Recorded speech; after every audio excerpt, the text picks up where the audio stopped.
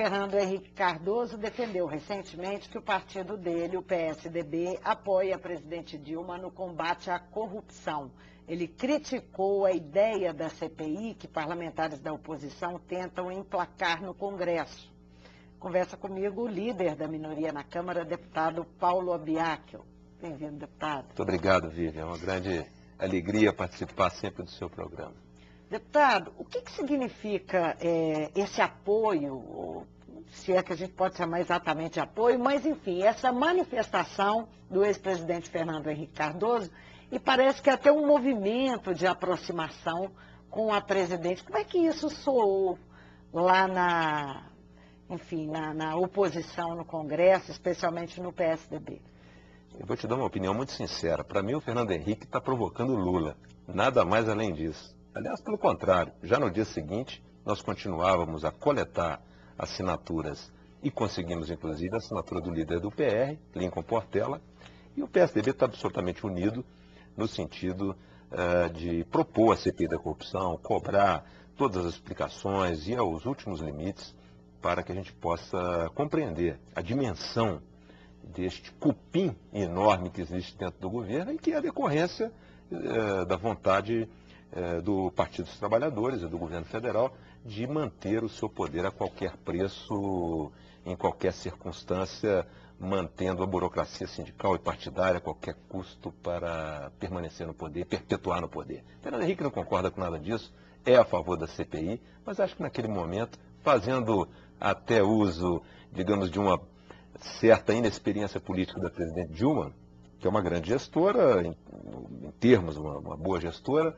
mas não é uma experiente política, e ele acabou provocando o Lula, é o homem provocando outro homem.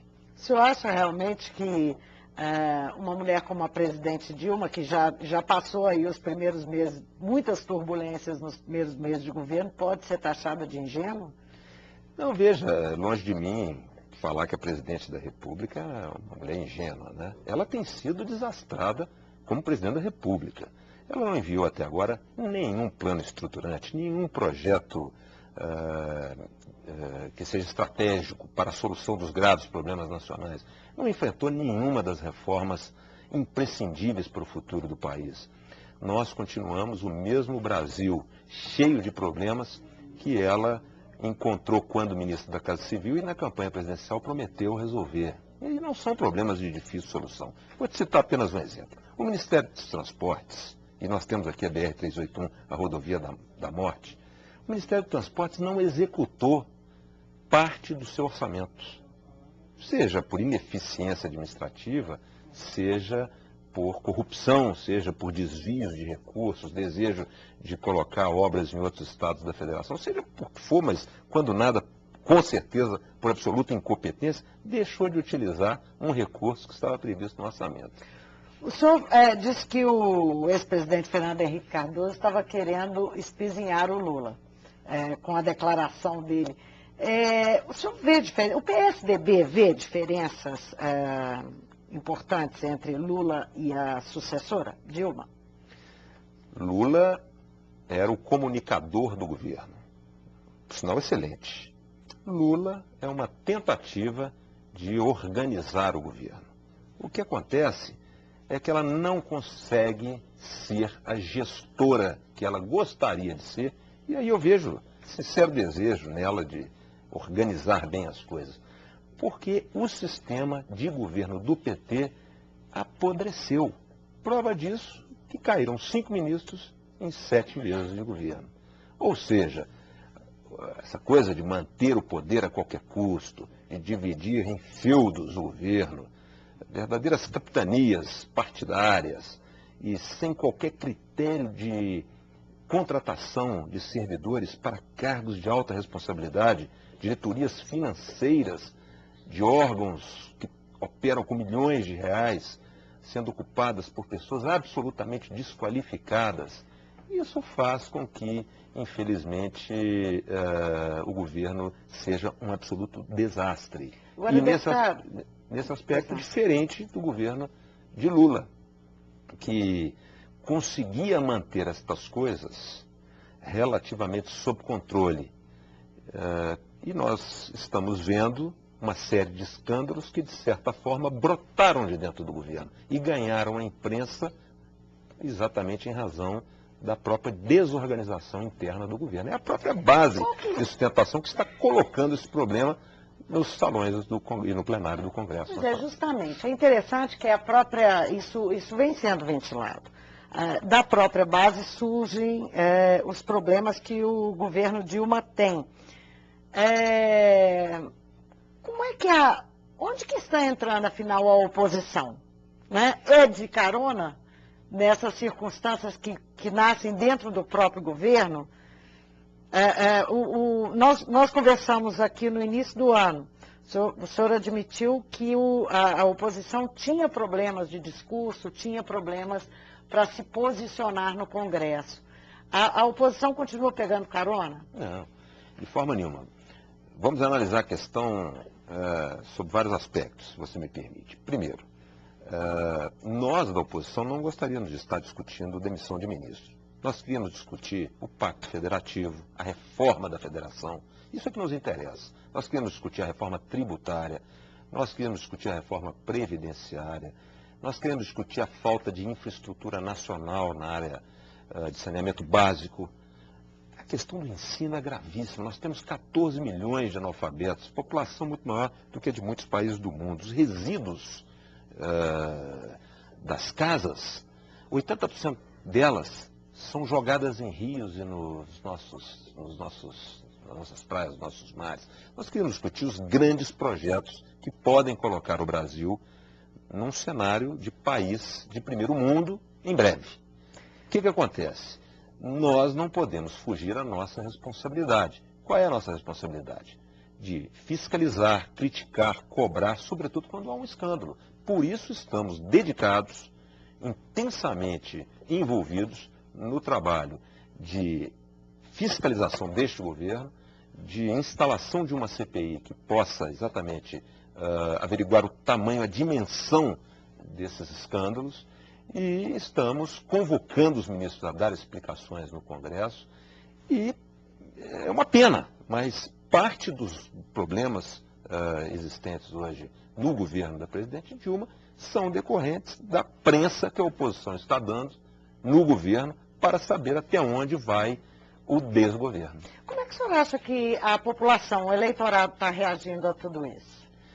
Eu vejo... Você acha que ele tem essa percepção que o senhor tem? É confuso. Que a oposição tem? Não, é confuso e é natural que seja confuso. Porque ao mesmo tempo em que a presidente aparece como uma gestora que não consegue fazer gestão, uma presidenta que não consegue governar, um governo que inexiste, ao mesmo tempo aparece a impressão de que ela está fazendo uma faxina na administração pública. Nós não podemos esquecer que ela está fazendo uma faxina de uma poeira que o governo do presidente Lula, da qual ela foi a principal gestora, colocou essa poeira debaixo do tapete durante 8 anos. E agora, infelizmente, a poeira começou a ficar grande demais e não está cabendo mais dentro do tapete.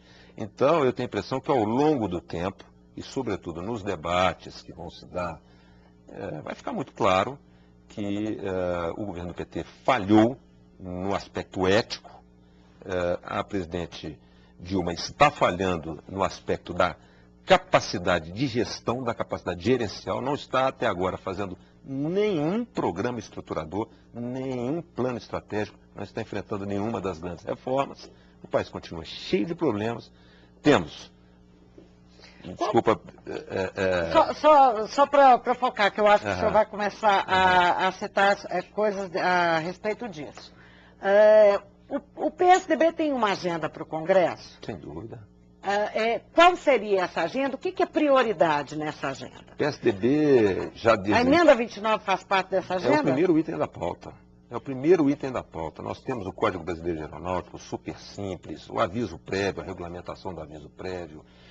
Isso sem falar nas reformas e nos grandes projetos. Nós estamos falando de projetos de lei que estão prontos para votar e que o governo não deixa votar porque, inclusive, faz mau uso das medidas. É do interesse do governo. Sim, mas as medidas provisórias, a sanha de governar por medidas provisórias, em desacordo, inclusive, com o que prevê a Constituição Federal, você sabe que a medida provisória só pode ser utilizada para questões que tenham urgência, relevância e imprevisibilidade. No entanto, o governo usa a medida provisória para a criação de cargo público.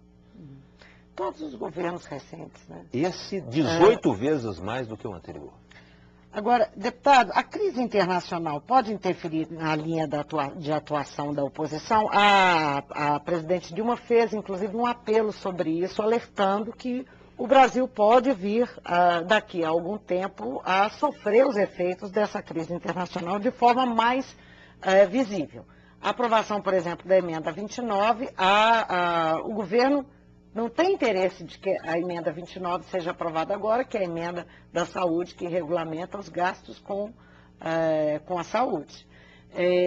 Isso pode alterar a pauta da oposição, a agenda da oposição? A emenda 29 jamais seria um fator de risco para que o Brasil entrasse numa crise econômico-financeira. A emenda 29, na verdade, é um exemplo, né? A emenda 29 redistribui melhor os recursos da saúde. Não aumenta. O que aumenta e nos traz risco para a questão econômica no país é o aumento dos gastos públicos, que está cada vez maior, está cada vez mais gigantesco, cresce numa proporção 4 vezes maior do que o PIB nacional. Então, enquanto o governo continuar criando cargos, gastando sem poder, inventando ministérios, eu vou te contar um negócio. Você estava me perguntando de projeto do PSDB. Nosso maior projeto é um novo sistema administrativo no país, um choque de gestão. Nós temos absoluta certeza que não são necessários 40 ministérios, talvez nem metade disso. O Ministério da Agricultura do passado, Reforma Agrária e Pesca, hoje são 3 ministérios.